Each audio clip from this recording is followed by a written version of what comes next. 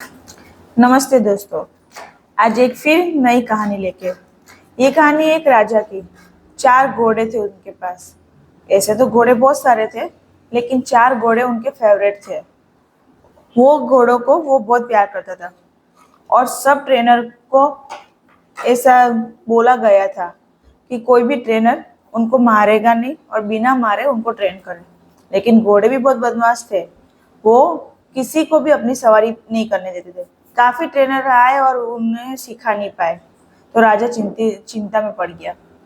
तो उन्होंने राज्य में घोषणा करवाई कि जो भी इन घोड़ों को बिना मारे ट्रेन करेगा, उनको मैं काफी अच्छा इनाम दूंगा। तो एक युवा ट्रेनर आया। उसने राजा की शर्त मान ली, फिर पर खुद की भी 2 शर्तें रखी कि मैं इनको अपनी जगह पे ले जाऊंगा और मुझे 6 महीने का वक्त चाहिए। राजा ने कहा ठीक है, और दूसरी शर्त की कि इनका खाने पीने का सबका ध्यान मैं रखूंगा। राजा मान गया। अब वो ले गया उनको। वहां पे घोड़े को बांधा नहीं गया, उनको खुला छोड़ा गया। राजा ने, युवा ट्रेनर ने उन घोड़ों के जिस एरिया में बांधा था उसके किनारे किनारे पे खुद दौड़ता था, थक के वहीं पे लेट जाता था। फिर वो उठा तो फिर घोड़ों को खाना पीना दिया। ऐसे ही वो रोज करता था, किनारे पे दौड़ता था अकेला अकेला। तो ये देख के घोड़े भी देख के दंग हो जाते थे। धीरे धीरे घोड़े भी उनके पीछे दौड़ने लगे और घोड़े उनके संग फेमिलियर हो गए, उनको अपना दोस्त समझने लगे।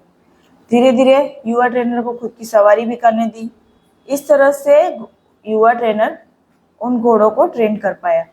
जब वक्त खत्म हुआ, तब राजा के सामने युवा ट्रेनर ने घोड़ों को दी गई तालीम के बारे में बताया और उनका पूरा जिस तरह से उन्होंने ट्रेन किया वो बताया।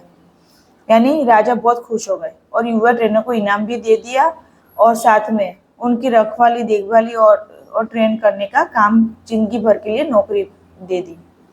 ये जो सीख है वो अपने जीवन में भी उतारने जैसी है। जैसे जो युवा ट्रेनर है वो अपना मन है, दिमाग है, और जो 4 घोड़े हैं वो चिंता, गुस्सा, घमंड और लालच है। अगर हम अपने मन को ये चारों चीजों को काबू करने के लिए सक्षम कर दे, तो हम आगे बढ़ सकते हैं और जो चाहे वो पा सकते हैं। जैसे युवा ट्रेनर ने इन 4 बदमाश घोड़ों को ट्रेन कर दिया था, ऐसे ही हम अपने चिंता, गुस्सा, घमंड और लालच को ट्रेन कर सकते हैं कि हमें किस वक्त ये चीजों को यूज करना चाहिए और किस वक्त नहीं। जैसे चिंता की जगह पे चिंतन करना चाहिए। गुस्सा उसी वक्त करो जब ज्यादा जरूरी हो, कि जब अपनी वैल्यू एकदम कम हो रही हो तभी। लालच कोई ज्ञान को पाने के लिए या सक्सेस को पाने के लिए होना चाहिए, कोई रुपयों का लालच नहीं। और घमंड घमंड कभी किसी चीज का नहीं करना चाहिए। इस तरह से मन अगर ये चारों चीजों को काबू में कर लेते हैं तो हम आगे बढ़ सकते हैं। अगर ये स्टोरी अच्छी लगे तो प्लीज लाइक एंड सब्सक्राइब कीजिए। Thank you.